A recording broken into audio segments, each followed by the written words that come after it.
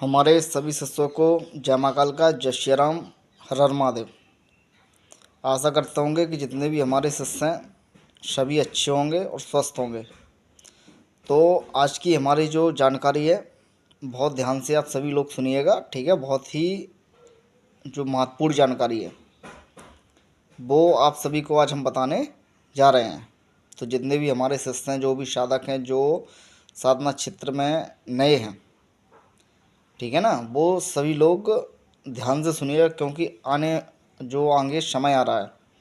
जैसे हमारी फरवरी जब निकल जाएगी, फिर हमारा मार्च जैसे ही प्रारंभ होगा, तो फिर साधना के लिए अति उत्तम जो हमारी 4 फरवरी को जो हमारी होली है, ठीक है, तो उस पर भी कई हमारे शिष्य, कई हमारे साधक, कई हमारे नए साधक और कई जो हमारे भाई हैं, वो मंत्रों की जागृति करते हैं, मंत्र जाप करते हैं।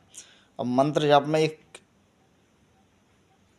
चीज़ आती है कि मतलब जिन साधकों के, जिन शिष्यों के, चाहे वो हमारे शिष्य हों या अदर के शिष्य हों, ठीक है ना, तो जिन शिष्यों के गुरु नहीं होते हैं, ठीक है, तो क्या है, उनको साधना वो करना चाहते हैं, लेकिन एक जो भय है वो उनके मन में मतलब रहता है कि अगर साधना करेंगे तो कहीं कोई गलती हो जाए या कुछ हो जाए, तो वो साधना मतलब दुष्परिणाम उसका मिलना स्टार्ट ना हो जाए में। तो सब शिष्यों के मन में यही एक मतलब विचार चलते रहते हैं। तो सभी शिष्यों को हम बताना चाहते हैं, जिनके कोई भी गुरु नहीं है, जिन साधकों के कोई गुरु नहीं है, वो महादेव, जो हमारे महादेव हैं, जो शिव शंकर, ठीक है, भगवान जी हमारे, उनको वो भोलेनाथ को आराध्य मान के अपना गुरु रूप में उनको मान के फिर वो साधना अपनी आरंभ कर सकते हैं। और जो लोग मतलब कई मंत्र करते हैं, जैसे निवारण मंत्र हो गया, उनका जाप करते हैं, तो वो माँ दुर्गा को अपना गुरु मान के, ठीक है, वो उस चीज़ को आगे बढ़ा सकते हैं। और आप मानोगे कि मतलब बहुत अच्छे आपको अनुभव होंगे और बहुत ही अच्छे, बहुत ही उच्च लेवल से वो साधना आपकी सिद्ध होगी, ठीक है ना। तो जो हमने विधि आपको मतलब जो ज्ञान मतलब जो बात हमने आपको बताई हुई है, तो आप उस पर मतलब थोड़ा अमल करिएगा, ठीक है, जो हमने बताया हो। क्योंकि साधना क्षेत्र में बेहतरीन से बेहतरीन दिन अब आने वाले हैं, क्योंकि फिर हमारी 19 मार्च से, ठीक है ना, फिर नवरात्रि स्टार्ट होने वाले हैं। तो इतना बेहतरीन समय आने वाला है साधनाओं के लिए। तो जितने भी हमारे शिष्य हैं, जो भी हमारे शिष्य हैं, सभी शिष्य बहुत अच्छे से, ठीक है, जो साधना है उनकी मतलब बहुत अच्छे से परिपूर्ण एकदम तैयार हो जाए, जिससे कि जैसे नवरात्रि हमारे प्रारंभ हो गए, हमारी होली आ रही है, ठीक है, और हमारी अभी जो महाशिवरात्रि है, उस पर जो लोग साधना करना चाहते हैं और जो लोग जो शिष्य साधना ले चुके हैं, जो जिनको करना है, तो जो बातें हमने बताई हैं उनका आप विशेष ध्यान रख सकते हैं। और साधना क्षेत्र में सब में पहले आप साधना स्टार्ट करते हैं, ठीक है, स्टार्ट करने के फर्स्ट जब अपन जाप करते हैं, तो सब में पहले जो हमारे जैसे अपन लोग बोलते हैं ना, जो गणपति बप्पा होते हैं, तो सब में पहले उनकी माला आपको जप करना है। एक माला ओम नमः शिवाय की, आप पहली माला ओम गंग गणपति नमः की, दूसरी माला ओम नमः शिवाय की, तीसरी माला अपने कुल देवी देवता के नाम से, और एक माला जो आपके प्रति देवी देवता हैं उनके नाम से।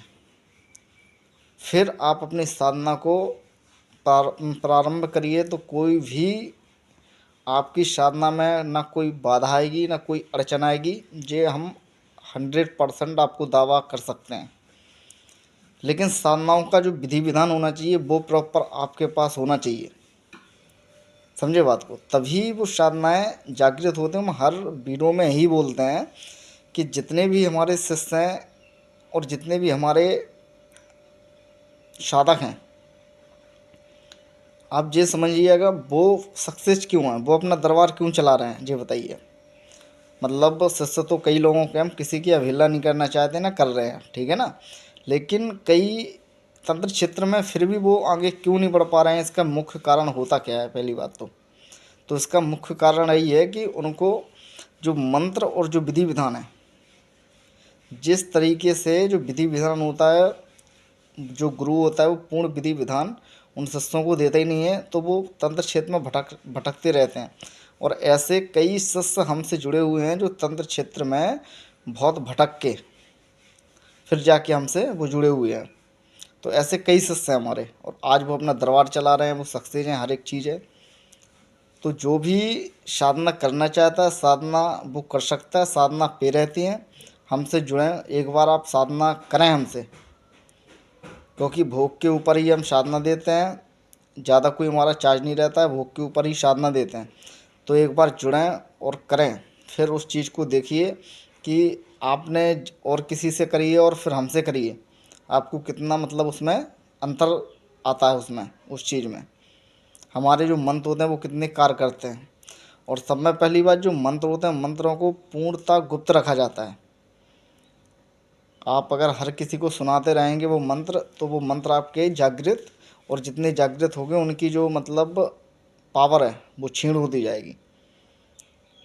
तो आपको अपने जो मंत्र हैं वो गुप्त मंत्र रख के, और मंत्रों का जो जाप होता है वो मानसिक जाप करना चाहिए आपको। मानसिक जाप का मतलब होता है कि सामने वाला उन मंत्रों के शब्दों को सुन ना सके। और कभी भी आप गुरु मंत्र का जाप करते हैं, गुरु मंत्र का आप जब भी, चाहे गुरसट का करो, किसी का भी करो, सामने वाला व्यक्ति उस चीज़ को सुन ना सके, वो आप तक ही सीमित रहना चाहिए, तब जाके वो चीज़ आपको प्रॉपर जागृत होती है, ठीक है ना। तो वीडियो लंबी हो रही है और आगे और भी जानकारी देंगे, तो यहीं पे हम अपने वीडियो को विराम करते हैं। सभी को जय माँ काल का, जय सियाराम। और जिनको भी साधना करना है वो करें बढ़िया। अभी जो हमारे कावरी खंड के जो देखना है उनकी बेहतरीन साधना, एक नंबर साधना आपको दी जाएगी। माता मंसल महारानी, माता मरई मैया, माता भावरी मैया, गंगाराम मनसाराम, सातों भाई जो भी है, गौड़वानी, जो आप करना चाहते हैं जिसमें आपकी रुचि है, और आपके कुल के जो देवी देवता हैं आप उनकी साधना करिए, एक बार जुड़िए। और जो साधनाएँ रहती हैं वो पे रहती हैं, ठीक है ना। तो भोग के ऊपर आप सभी को साधनाएँ दी जाएंगी, आप अच्छे से करिए, जो भी विधि विधान आपको बताया जाता है वो सभी लोग फॉलो करिए, फिर आप देखिए किस तरीके से साधनाएँ आपको सिद्ध होती हैं। तो सभी को जय माँ काल का, जय सियाराम, हर हर महादेव।